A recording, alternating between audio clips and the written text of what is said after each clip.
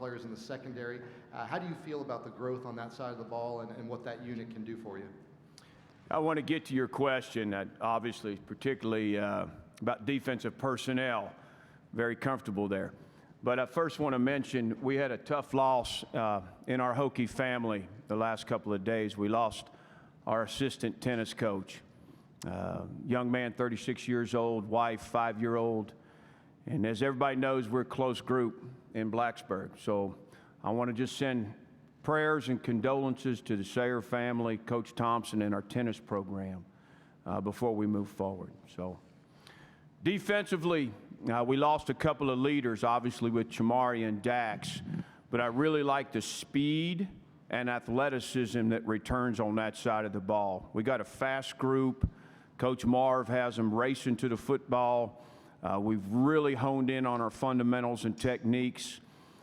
We've got a good plan to create more explosives through personnel, through scheme, maximizing what we do well. Coach, we're going to stay on the right-hand side. Might be hidden. If you would, please raise your hand in the back right. Raise it high, please, so we could see you. Thank you. Got you, brother. Billy Ray Mitchell, Sons of Saturday. Good to see you, Coach. So Virginia Tech heads into this season with 35 new scholarship players, almost 41% of the roster. How have you structured this offseason to empathize trust and chemistry amongst a team that will have a ton of newcomers?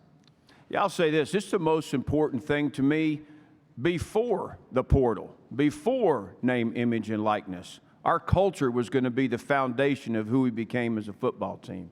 So protecting that, that's about relationships and trust and hard conversations. That's how we're building this thing. And that's just another area that we have to be great in. We've got to be open and honest. We got to work through it. Bringing older guys in, transfers in, like Ali, the first thing that happens is they have to be right for us, regardless of the talent. Secondly, we got to know everything about them that we can. We got to do our homework. You spend 2, 3, 4 years recruiting a high school player. You're going to spend 2, 3 weeks sometimes recruiting a transfer player. So the more we can know about a guy, like Ali, his background, we knew a ton about, a ton of people that know him, guys on our team that knew Ali. There was less risk. We knew a lot that made us feel good that he would be in that locker room and be what we need him to be, would be like-minded as well as the talent we needed to impact our roster. So it's not easy. It takes a lot of diligence, a lot of research, a lot of homework, making sure we bring in the right guys. To your left, first row. Coach Dan Tortora, wakeupcalldt.com. Obviously, for a head coach in this collegiate climate, you have NIL, you have the transfer portal, all of these things going on that cause you to re-recruit your players while you're bringing them in, and then year 1, year 2, year 3, and so on and so forth. Being new to Virginia Tech in the sense of this past season, as well as everything else going on in college athletics, how do you balance all of that? Yeah, honestly, it's still about doing what's right for our kids, our staff, and our program, our university. It's about what we believe in. I wasn't going to take the opportunity at Virginia Tech without the platform to do it the way we know it needs to be done at Tech. A shared vision from our president, Dr. Sands, to Whit Babcock. The support has been phenomenal. To do this thing the right way, the way it needs to be done at Virginia Tech, what's right for us. And so there's a lot of things that can send you on a detour. But we're going to do things the right way. We're not cutting corners.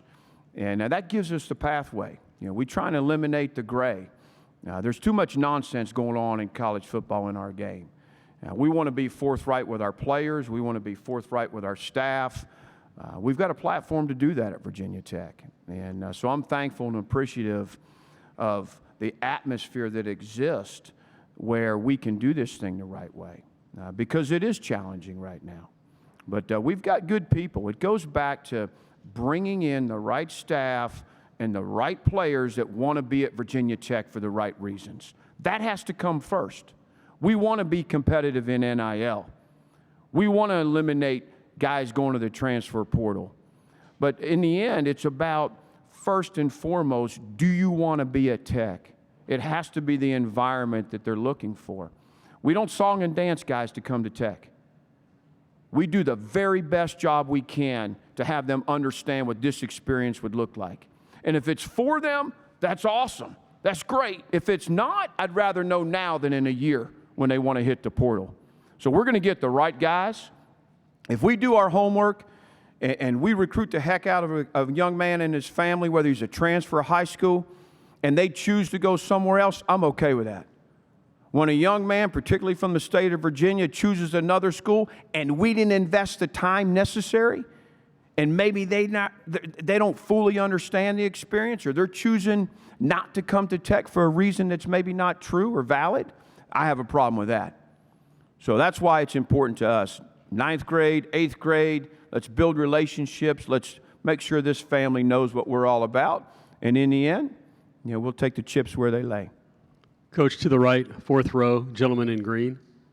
Kenton Gibbs, Locked On ACC. You talk a lot about relationships and having the right staff and all that. Coach Price has been one of the hottest assistants in college football for a few years now, and he's still with this team. Can you tell me what it means to have a coach like him that is Virginia Tech through and through, and that, has meant so much to the program, and how you retain a guy like that, people are always probably clawing at or calling his agent trying to put in a word with? Yeah, Coach Price is a great asset to our staff and to our program, to our university, him and his wife. She's in the Hall of Fame at Virginia Tech, and JC was an All-American when I was coaching at Virginia Tech the first time. You talk about a guy, if you cut his veins open, you got maroon and orange coming out of that dude. For years, JC and I were buddies, after leaving Virginia Tech, just watching him come up through the coaching ranks, and all his time at Marshall. I talked to James Franklin many times about JC and trying to get him involved at Penn State. So, we're very fortunate to have JC. He's a Hokie through and through. He does a great job with our defensive line, as Josh Fuga, I'm sure would attest to. So he's an asset, in every way in what we're doing. Like myself and some others on our staff, he's been part of championships at Virginia Tech. He knows what it looks like. We're going to go back to Mike Barber all the way down the aisle to the right. Hey, Brent, I wanted to ask in terms of the offense. Last year, obviously, a lack of playmakers. You've addressed some of that in the transfer portal. What is the vision for the offense, and how confident are you that that unit will be more productive? Yeah, I think first and foremost, just another year for Tyler Bowen as a play caller. I know what it's like when it's year one, and there's growing pains.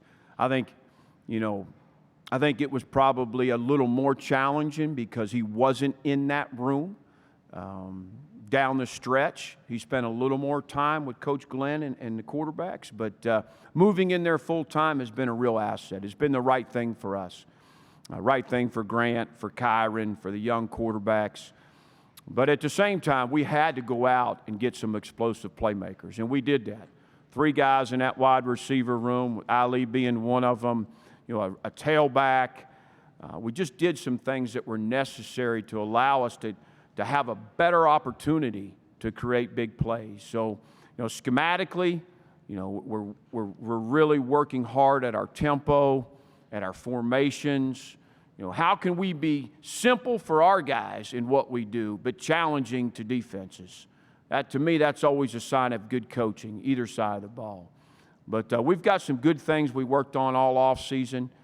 Again, you talk about explosive plays, but to me, it really starts with our run game. We couldn't run the ball last year, and that hurts the ability to throw the ball, hurts the ability to protect, a lot of things. Hurts your defense. So, it starts there, and we've had some improvement there as well. Got 5 minutes left with Coach. We're going to try to get to 2 more questions. Coach, front row to your right. Lever KT, CFB Nation, how's it going, Coach? You've coached pretty much every positional group on the defensive side. You did your research. Thank you. From the likes of Charles Tillman and Micah Parsons. How difficult is it, being you head coach and you have people in place, how difficult is it when things aren't going right defensively for you to not, give me that, let me do my thing? Yeah, I have to trust the coaches. Coach Marv played for us at Vanderbilt, was a captain, got incredibly high football IQ. He's cut from the same mold. He's been brought up in this system. So a lot of faith there. A couple guys on that staff, Pearson Prelo, played in the system at Tech. Sean Quinn, this is our third stop together defensively. He knows what I want, what that needs to look like. Derek Jones and I coached together at Memphis and have been friends a long time. And then we talked about Coach Price. So there's a lot of men in that room, a lot of experience on the defensive side of the ball that we're all like-minded. And that's was really important to me in the hiring process, that they saw things the way I did and what good defense needs to look like. That's why it was important for me to be in that room last year. I knew it would be challenging, but to get my thumbprint, to make sure everybody's on the same page at how we're going to do this on that side of the ball. But I still get a little shaky when I walk by that staff room. It's hard for me, I'm not going to lie. I mean, I might grab Fuga once in a while and get him straightened out, make sure he gets in the right gap and steps with the right foot. But, it's all, I'm excited about being just a head coach. I really am. I need to do a better job there, and I'm looking forward to being there for our offense, our special teams, and our defense. Coach, your last question. Still the right side, third row. Sorry, left side. Hey, Coach. Chris Heidel from Herbert Radio in Baltimore. I have some family down in Virginia. What's the landscape of the Commonwealth of Virginia with all the good football teams like JMU and BMI? What's the landscape now for you guys trying to compete with those good programs? Yeah, we're the flagship school in the state. There's no question about that. You're talking about a program with 8 straight years at 10-plus wins and played for a national championship. So I'm not completely sure about your question, but there's some good college programs in our state. There's good high school football in our state. That's one of the reasons we are really making a giant effort to recruit the state of Virginia. There's too many good players that have been going other places. Coach, thank you. You can switch places with Nick. We'll spend about 5 minutes with Mr. Gallo at the podium. Same rules